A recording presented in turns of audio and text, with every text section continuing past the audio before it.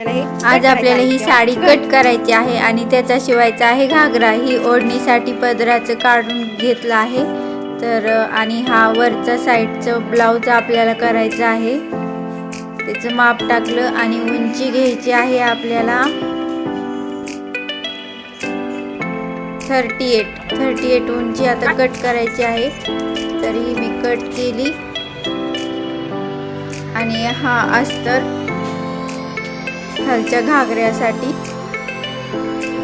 आणि आता ह्या मी घागऱ्याला चुन्या मारून घेते 38 उंची जी काढली त्याला आणि ह्या चुन्या मारून झाल्या आहे। आणि आता ह्याला डबल ती लेस उरलेली जी वरची होती ती आता इथे लावून घेते मी तो काठ आणि हे असं दिसतंय तर बघा हे असं काठ लावून घेतला मी आणि असे ही डबल दिसती आहे काठ।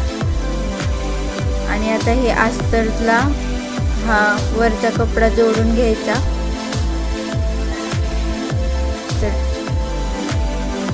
आणि जोडल्यानंतर हे असं दिसतं आणि हा खालचा घागरा तयार झाला आहे। तुम्ही पाहू शकता हे असं दिसतं तर छान दिसतो आहे घागरा।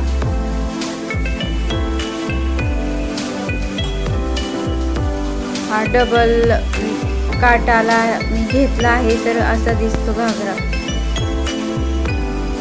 आणि त्यावरची ही ओढणी ही तुम्ही पाहू शकता मी पदराची ओढणी केली आणि हे वरचं आणि आपला घागरा शिवून तयार झाला आहे। आवडल्यास लाईक करा, शेअर करा, सबस्क्राईब करा। थँक्यू, धन्यवाद। मकर संक्रांतीसाठी हा घागरा तयार। राधे राधे, जय श्री कृष्ण।